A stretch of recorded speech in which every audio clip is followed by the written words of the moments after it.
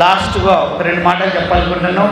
నేను చాలా BTech కాలేజెస్కి guest లెక్చర్స్కి వెళ్తాను, పెద్ద పెద్ద ఎడ్యుకేషనల్ ఇన్స్టిట్యూట్. బట్ మాకు టైం ప్రాబ్లం వల్ల మేము చాలా తక్కువ సార్లు ఇన్విటేషన్స్ని తీసుకోలేము.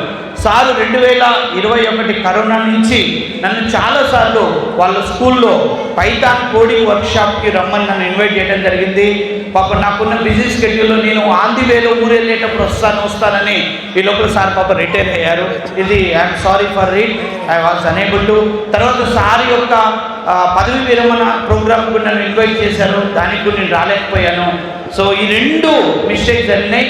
ఈరోజు సార్ నాకు నెల ముందు చెప్పండి, ఇలా ప్రోగ్రామ్ పెడుతున్నాం, స్టూడెంట్స్ ఉంటారు, ఇట్లా కెరియర్ గైడెన్స్ మంచి అవకాశం ఇది, నువ్వు చెప్పాలి అంటే నేను ఆ రోజు సార్కి చెప్పా, ఏ రోజైనా సండే పెట్టండి ఖచ్చితంగా వస్తానని. సో ఈరోజు వేరే ప్రోగ్రామ్స్ ఉన్నా కానీ సార్కి ఇచ్చిన మాట కోసం మీ అందరి కోసం రావడం జరిగింది.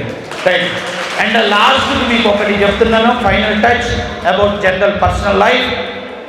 మాతృదేవోభవ, పితృదేవోభవ, అంతే.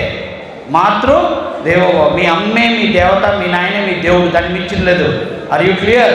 చాలామందికి నేను అడుగుతుంటాను, హూ ఈజ్ యువర్ అంటే రియల్ హీరో ఎవరు, నీ ఫేవరెట్ హీరో ఎవరంటే మహేష్ బాబు, జూనియర్ ఎన్టీఆర్, చిరంజీవి, పవన్ కళ్యాణ్ చెప్తారు.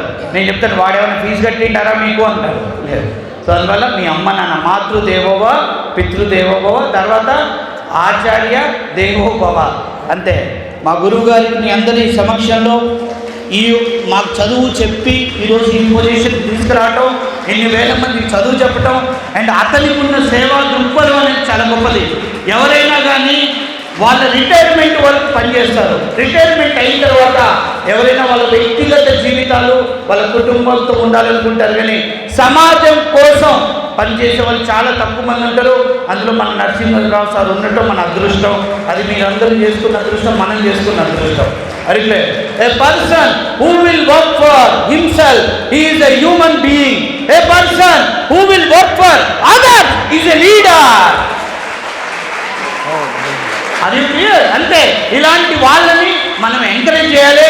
సో ఇంకొక విషయం ఏంటంటే, చాలామందికి మనం ఏమనుకుంటుంటే గుళ్ళోకి పోతాం, గుళ్ళోకి పోతుంటాం, గుడికి వెళ్తుంటాం, తిరుపతి పోతాం, షిరిడి పోతాం, పొరుదండాలు పడతాం, అన్నీ చేస్తాం, తప్పు లేదు. కానీ నేను మీ అందరికీ చెప్పేది, మీరు గౌరవించాల్సింది, పూజించాల్సింది 3 వ్యక్తుల్ని. మీ అమ్మ ఫస్ట్, మీ నాన్న సెకండు, మీ టీచరు థర్డు, తర్వాత 4వ వ్యక్తి సమాజంలో నీతిగా సేవ చేస్తున్న, నిజాయితీగా పనిచేస్తున్న వ్యక్తుల్ని గౌరవించండి.